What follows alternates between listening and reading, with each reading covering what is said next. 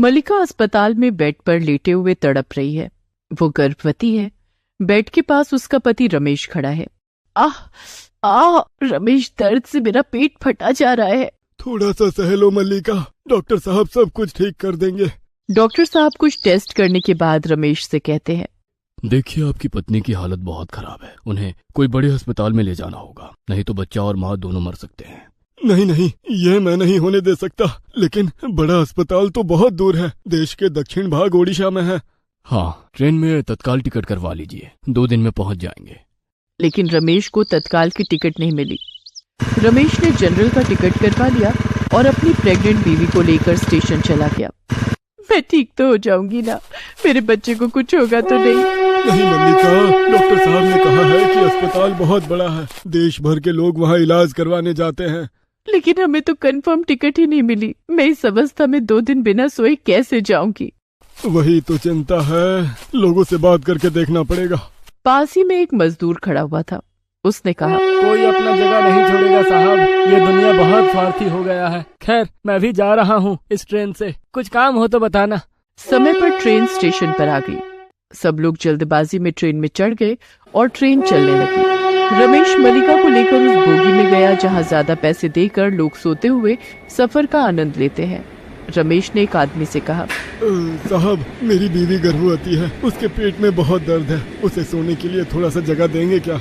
ये सुनकर वो आदमी गुस्सा हो गया। ये देखो, 5 मिनट हुआ नहीं कि भिखारी का बच्चा चला आया। ए सुन, मैंने ज्यादा पैसे देकर ये सीट बुक किया है, इसमें तेरी बीवी को क्यों जगह दूं? जा भाग यहाँ से।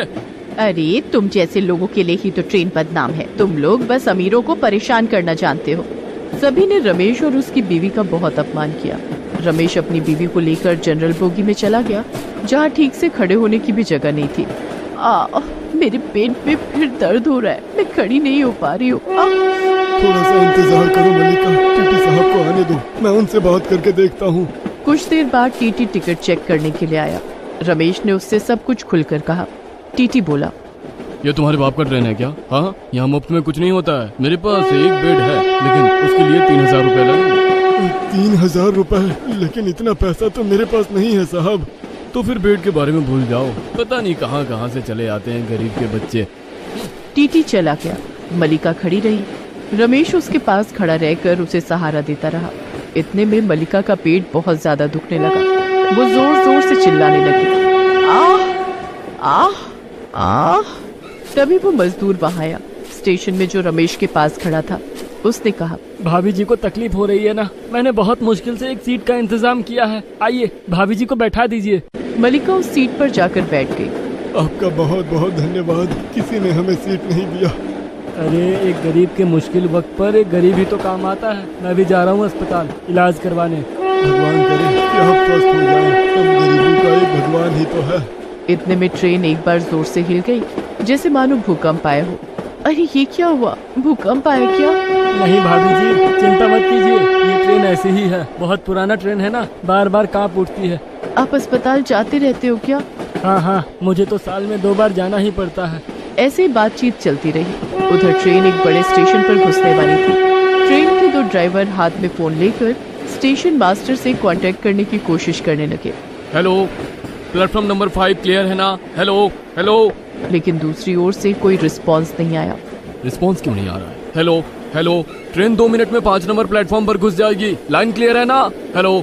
लेकिन लाइन में कुछ खराबी के कारण स्टेशन मास्टर के पास ये संदेश पहुंच नहीं पाया।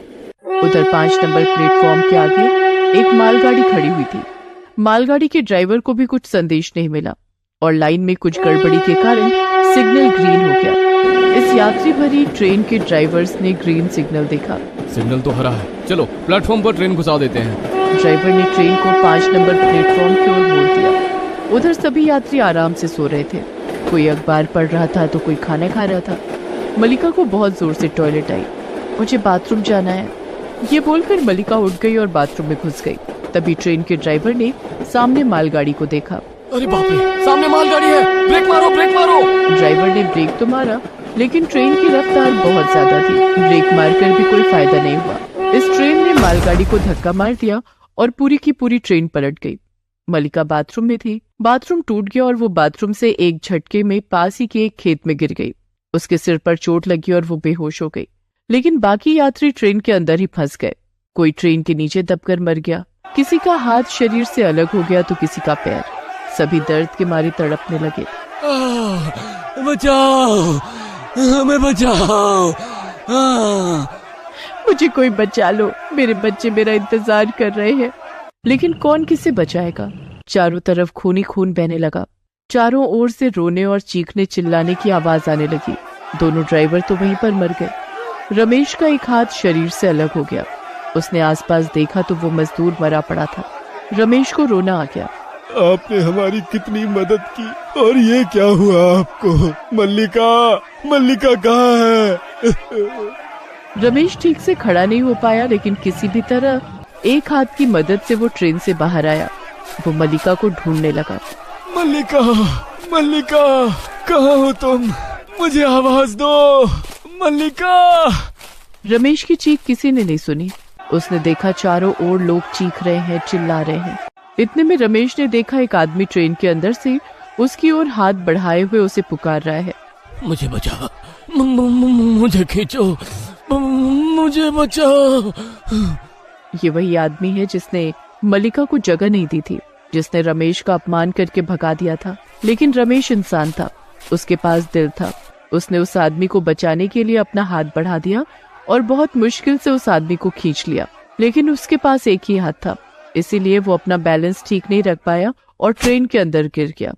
वो आदमी उसके ऊपर गिरा और ट्रेन का एक हिस्सा टूटकर दोनों पर गिर गया। चारों तरफ खून छिटक गया और दोनों की मृत्यु हो गई। इतने में वहां न्यूज वाले आ गए, सुरक्षा दल भी आ गया। लेकिन ये हादसा इतना बड़ा था कि सबके होश उड़ गए। एक के बाद एक लाशें निकलने लगी और सरकार गिनती करती रही। रात से सुबह हो गई। 500 से भी ज्यादा लोगों की मृत्यु हो चुकी थी। इतने में खेत के ऊपर सूरज की रोशनी पड़ी और बेहोश मल्लिका को होश आया। उसके पेट में अचानक से दर्द हुआ।